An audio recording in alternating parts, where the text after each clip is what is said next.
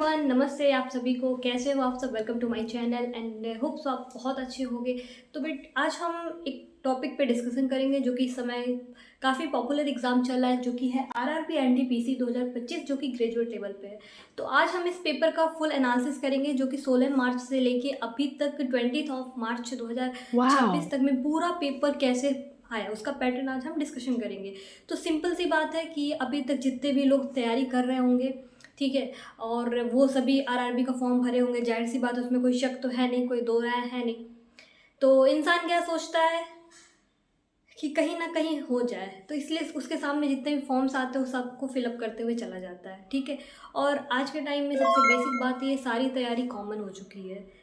आपको बस मैं बता दूँ, reasoning, Hindi, reasoning, Hindi, math, GS, ये 4 सब्जेक्ट ऐसे हैं जो कि सारे एग्ज़ाम्स में आते हैं। आजकल के जितने भी एग्ज़ाम्स हो रहे हैं, चाहे वो स्टेट लेवल में हो चाहे वो सेंट्रल लेवल में, फ़र्क बस इतना है कि अगर आप सेंट्रल लेवल की कोई एग्ज़ाम की तैयारी कर रहे हो, स्पेशली फॉर यूपीएससी, तो वहाँ पे आपको इंग्लिश अप्रोच होगा।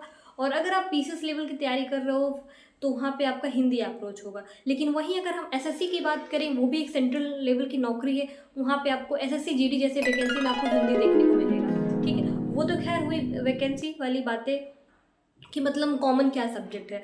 तो आप सबको पता है, जिसको हिंदी आती है और जिसको रीजनिंग आती है, जिसको मैथ्स आता है, वो तो किसी भी एग्ज़ाम को क्रैक कर लेगा। लेकिन वाओ! मैटर फंसता कहाँ पे है? जीएस, जिसको हम क्या कहते हैं, जनरल साइंस, जनरल अवेयरनेस कहते हैं। उसमें आपके कितने सब्जेक्ट होते हैं? History, geography, polity, economics, computer होते हैं, साइंस के कुछ क्वेश्चंस होते हैं, और उसके बाद कहीं ना कहीं स्टैटिक जीके आ जाते हैं।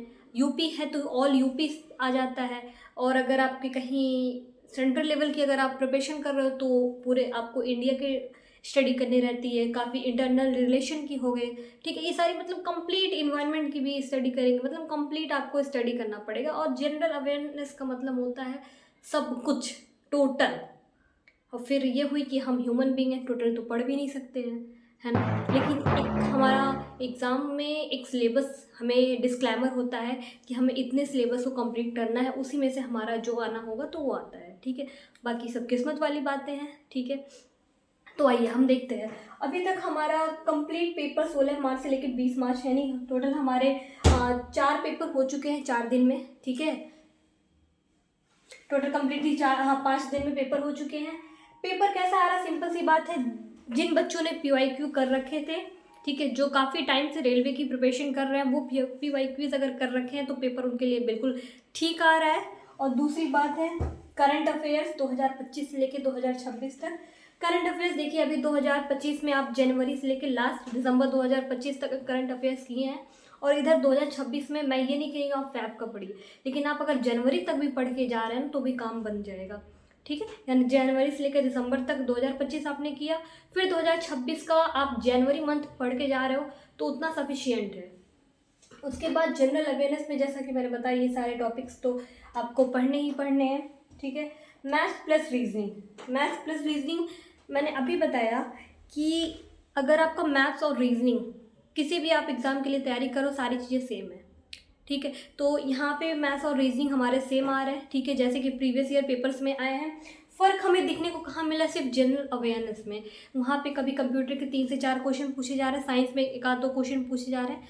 साइंस में जो क्वेश्चन पूछा है अच्छे लेवल में पूछे जा रहे हैं, मतलब वो एक है, फिजिक्स में एक लॉ है ना, कैपलर्स लॉ, जिसमें 3 लॉज हैं। लॉ ऑफ कैपलर्स लॉ में एक ऑसिलेटरी मोशन है, नहीं वो नहीं है, टाइम पीरियड का है, एक एरियल वेलोसिटी का है, ठीक है, और एक इलेप्टिकल का है, लॉ ऑफ इलेप्टिकल पाथ जो है, वो 3 मतलब पूछे जा रहे हैं। मैंने अभी तक एक पेपर में देखा, ऐसा क्वेश्चन था उसमें, ठीक है। मतलब साइंस के क्वेश्चन ठीक ठाक पूछे जा रहे हैं, मैंने पेपर अभी देखा है। पेपर अभी मतलब पेपर तो है नहीं, सीबीटी वो बेस्ड है, लेकिन मैंने कुछ बच्चों से बात की तो फिर पता लगा कि पेपर ऐसे आ रहा है। तो बिल्कुल आपको डरने की बिल्कुल ज़रूरत नहीं है, ठीक है। मैंने एक एनालिसिस बता दिया कि आप पीवाईक्यूज बढ़िया से करके जाओ, पहली चीज़। दूसरी चीज़, करंट अफेयर 2025 का पूरा पढ़ के जाओ। 26 का आप जनवरी तक पढ़ो, फरवरी में मत पढ़ो, क्योंकि तब तक पेपर शायद आपका बन जाता है, शायद नहीं, कंफर्म पेपर बन जाता है, ठीक है। ऐसा तो है नहीं कल हमें एग्ज़ाम देने जाना है, पेपर अभी परसों बन रहा है, नहीं, वो बहुत सिक्योरिटी होती है ना, प्रॉपरली वो 1 डेढ़ महीने पहले मतलब आसपास ऐसा बन जाता है, ठीक है। तो आप जनवरी तक पढ़ के जाओगे तो काम बन जाएगा। और दूसरी बात, साइंस, अगर आप साइंस के स्टूडेंट हो तो फिर आसान है, ठीक है, इतनी चीज़ें ध्यान दो। हाँ, कंप्यूटर में आप कुछ चीज़ें पढ़ लो, ठीक है, 2-4 वीडियो यूट्यूब पे सर्च कर लो कंप्यूटर क्लासेस की, और वहाँ से आपको क्वेश्चन मिल जाएंगे। बाकी आपका ये एक शॉर्ट रिव्यू था, ठीक है, मैंने सोचा इसके लिए एक वीडियो बना देते। शॉर्ट रिव्यू था, PYQ बढ़िया से करके जाओ PYQs, और आपके टोटल आपके 100 मार्क्स बन रहे हैं, ठीक है। 100 मार्क्स में मुझे लगता है सेफ स्कोर जहाँ तक होंगे वो I think 85 plus safe score होंगे आपके, ठीक है। वैसे कम ज़्यादा हो सकता है, लेकिन अगर आप 85 पे हो तो आई थिंक कंफर्म है कि आप मतलब CBT 2 के लिए जाहिर सी बात है आप उस चीज़ को क्वालिफाई करके जाओगे, ठीक है। तो आज के लिए बस इतना ही। ये पूरा पेपर एनालिसिस है, ठीक है। जिनका भी एग्ज़ाम है, जिस दिन भी है, या फिर जिनका हो चुका है, ठीक है, जिनका हो चुका है वो भाई आगे की तैयारी करें, और जिनका नहीं हुआ है, पेपर ऐसे ही आया है, ठीक है, तो आप लोग उस चीज़ की तैयारी करते रहो, ठीक है। सो तब तक के लिए नमस्ते, और मिलते हैं किसी नेक्स्ट वीडियो में।